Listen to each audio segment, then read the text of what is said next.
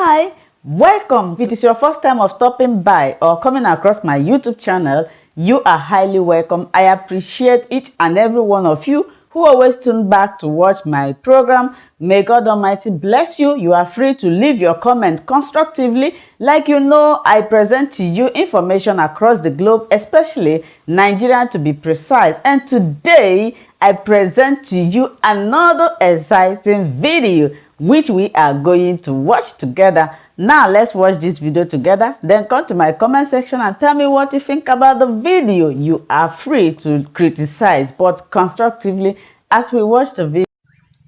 Igbo bụ Igbo, ekele m unu.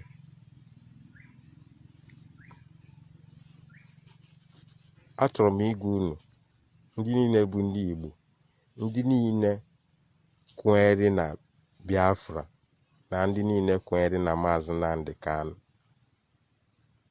ka unu jisie ike nwee okwukwe na-agba mbọ na ibe abụ anyị na-achọ na anyị ga-enweta ya. Unu egivekwana up, because na onye give up ka nke ka njọ. Chineke abịa eme ga-enyere anyị aka anyị nweta ihe anyị na-achọ. Ọzọ dịka ibie bụ Soludo. Kpachapụrụ onwe gị anya ka i jiri ile gị gụọ eze gị ọnụ. Mgbe ị na-eme kampen, ihe ị na-ekwu bụ na ịbanye na siti na ị ga-agba mbọ fụ na Maazị Nnamdi Kanu pụtara. Mana kịta ọ dịzị ka iji nwayọọ na-echenji your color.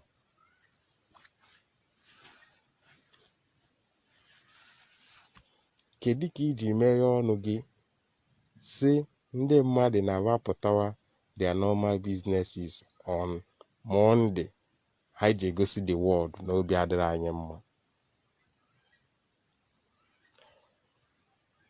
Kpachara onwe gị anya.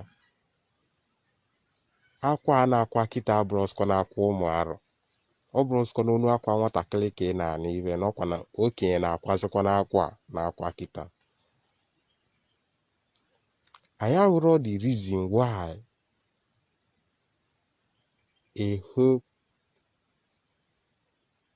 ihe dịka n'Igbo ga-eji na-asọfa, na-ata ahụhụ, na-ata ikikere eze. Ụzọ onwero nke dị, ọkụ onwero nke dị, mmiri onwero nke dị. Kọmọn mmiri nkịtị, mmiri ọṅụṅụ na-anwụ n'ọnụ. O nwere na obodo ị ga-eje n'ime Anambra steeti, mmiri bịara arụ na-evu. Mana anyị na-ejekọ n'ọda kọntrị, bụ ka gọọmenti si enwebetere ibe mmiri n'ime ụlọ. Mana nke borehole nwe ọ na-arụzikwu na streeti, ekwerozikwu ụlọ ọrụrụ. Ndị ọ rụrụ arụ no maintenance. Ndị private, ndị ju arụkwo nkebe. Unu buru fuel bugoro n'eluigwe, buru gas bugoro n'eluigwe. Kedu izi ka ga-esi gbata nwee pọmpụ mmiri ụmụ nwe na-use? 1 gallon na is almost 30 naira.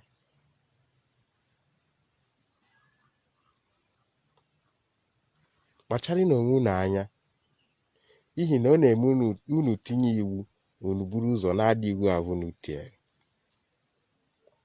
Na-awụli obi anọ, kedu ebe ọ endịrị up tata ka afta ọchịchara ọchịchị. Soludo, kpachara onwe gị anya, ekwene ka nke gị dị ụdị ahụ. Ihe anyị na-echi unu bụ warning na ndị ọchịchị na ndị ọ na-achị achị. Ihe na-eme n'obodo tata nwere onye ọ dị mma, mana ihe mere ede ji bee nwee. Ngị bụ Soludo, ịmasị m na ịmara ebe Igbo si bido na Anambra steeti, na ngị bụ gọvanọ Anambra steeti. Ịmasị na ịmara ebe Igbo si bido mana ịbago na seat ijere visit ebe Igbo si bido ịbịaza na-asị ndị freedom fighters na ba jee wụsa their weapon. Kedu ka ba ga-esi wụsa weapon ba ebe anya na-amara ibe ị nwere ike ịbụ echi na nwa n'echi which na ị na-ala eto obere obere.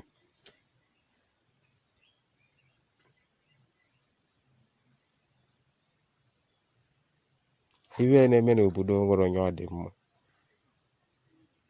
mana ya ma nọ obodo nna anyị ndị iro a na-abịa ka anyị nwere anyị gbasịwa nkịtị na eflami esmen ka juru n'ime ọbịa na-enye nsogbu na-agba iwe ndị mmadụ ọkụ na-egbu ndị mmadụ mma buru egbe na-akpagharị n'ime ọbịa mana ebe ị na-ekwu na anyị je sọrịnda nke anyị ji echekwa onwe anyị flami esmen ka ba bịa waịpụ ime ọbịa anyị niile. Soludo na ịmaziwe ị ga-eme n'ọchịchị ịbanye jee ka onye ga-advaịs iwe na-ewe anyị ana enwere ike ịsọrịnda na ọ bụrụ na Maazị Nnamdi Kanu apụtara. Unu dute Maazị Nnamdi Kanu anyị mara ka anyị ga-asọrịnda mana unu edutezi Maazị Nnamdi Kanu unu echetakwụzikwa n'echiche na ọ nwere onye ga-asọrịnda.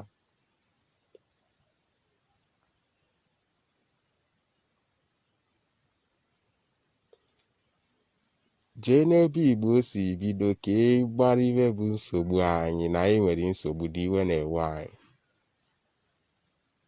Rapụrụ na anyị Maazị Nnamdi Kanu aka. Rapụrụ na anyị aka.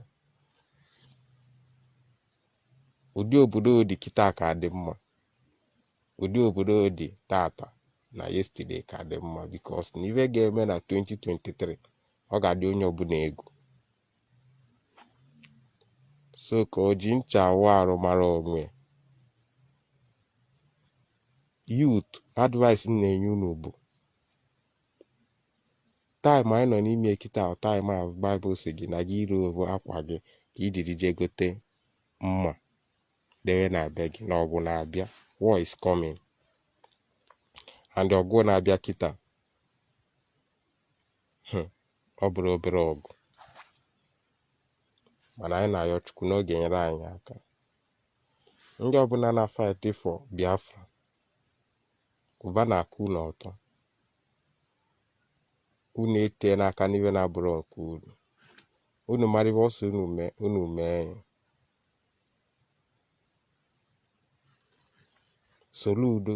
Soludo